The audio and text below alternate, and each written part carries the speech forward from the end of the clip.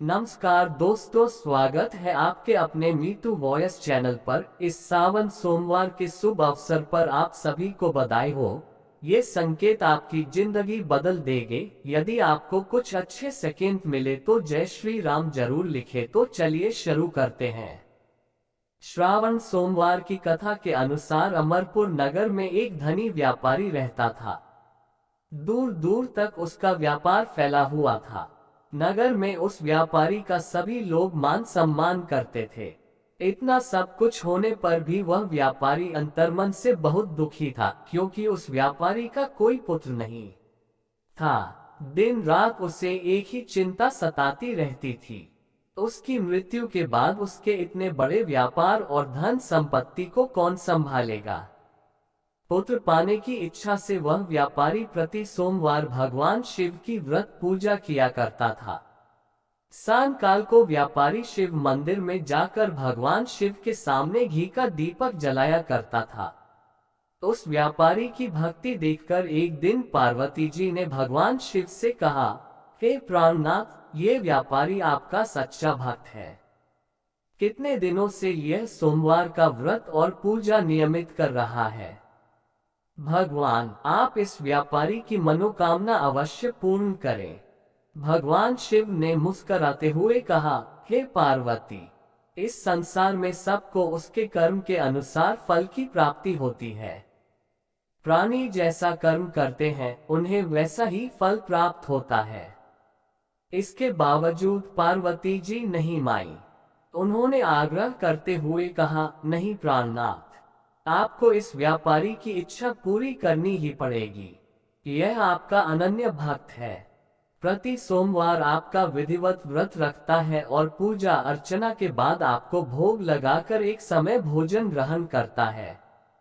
आपको इसे पुत्र प्राप्ति का वरदान देना ही होगा।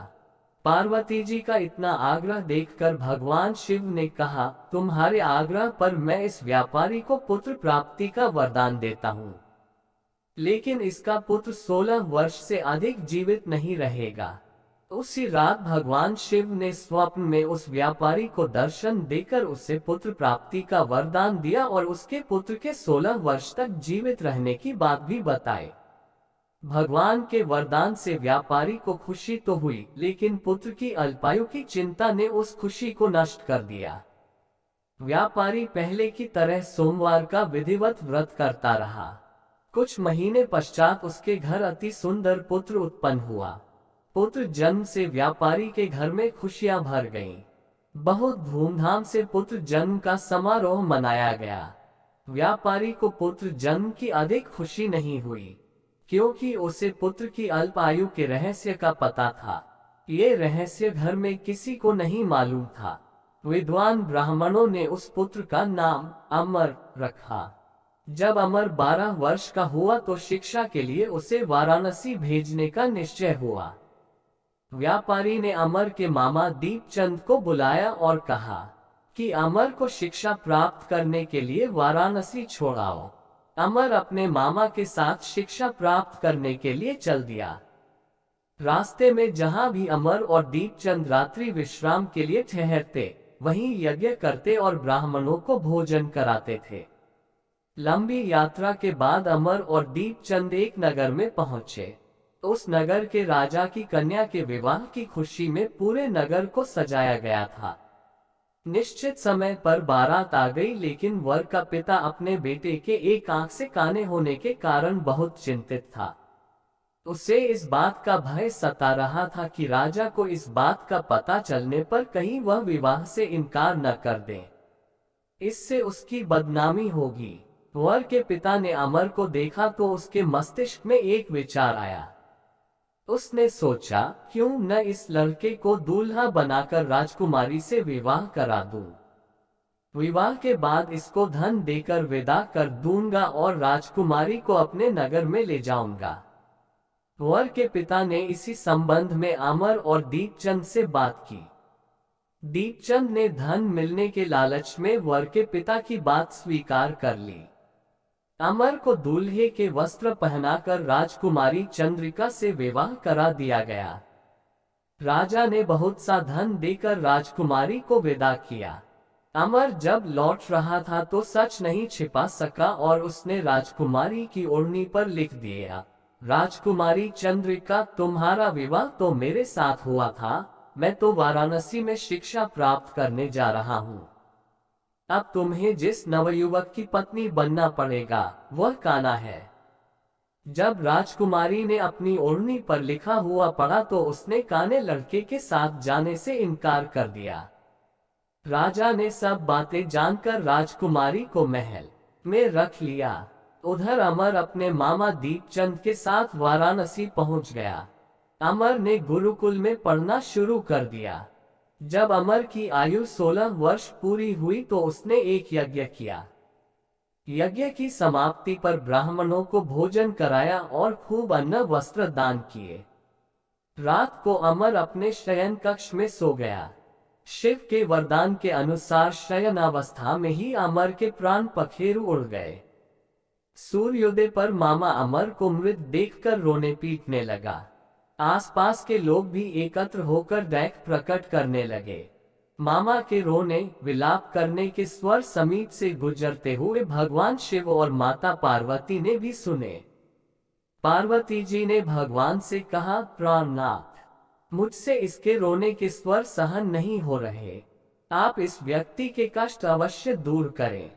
भगवान शिव ने पार्वती जी के साथ अदृश्य रूप में समीप जाकर अमर को देखा तो पार्वती जी से बोले, पार्वती, ये तो उसी व्यापारी का पुत्र है, मैंने इसे 16 वर्ष की आयु का वरदान दिया था, इसकी आयु तो पूरी हो गई। पार्वती जी ने फिर भगवान शिव से निवेदन किया, हे प्राणनाथ, आप इस लड़के को जीवित करें, नहीं तो इसके माता पिता पुत्र की मृत्यु के कारण रो रो कर अपने प्राणों का त्याग कर देंगे। इस लड़के का पिता तो आपका परम भक्त है, वर्षों से सोमवार का व्रत करते हुए आपको भोग लगा रहा है। पार्वती जी के आग्रह करने पर भगवान शिव ने उस लड़के को जीवित होने का वरदान दिया और कुछ ही पल में वह जीवित होकर उठ बैठा। शिक्षा समाप्त करके अमर मामा के साथ अपने नगर की ओर चल दिया। दोनों चलते हुए उसी नगर में पहुंचे जहां अमर का विवाह हुआ था।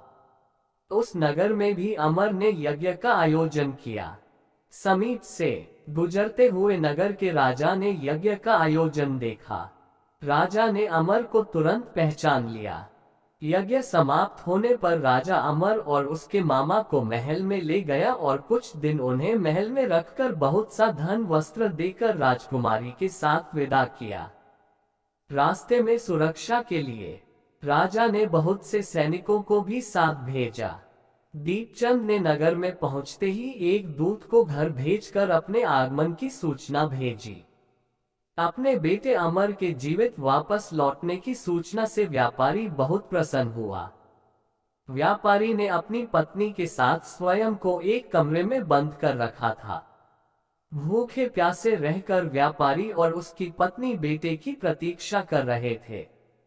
उन्होंने प्रतिज्ञा कर रखी थी कि यदि उन्हें अपने बेटे की मृत्यु का समाचार मिला तो दोनों अपने प्राण त्याग देंगे। व्यापारी अपनी पत्नी और मित्रों के साथ नगर के द्वार पर पहुंचा। अपने बेटे के विवाह का समाचार सुनकर पुत्रवधू राजकुमारी चंद्रिका को देखकर उसकी खुशी का ठिकाना न रहा।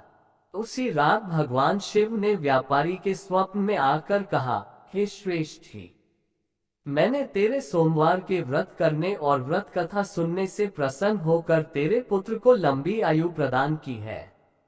व्यापारी बहुत प्रसन्न हुआ।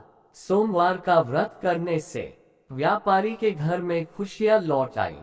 शास्त्रों में लिखा है कि जो स्त्री पुरुष सावन के सोमवार का विधिवत व्रत करते और व्रत कथा सुनते हैं उनकी सभी इच्छाएं पूरी होती हैं।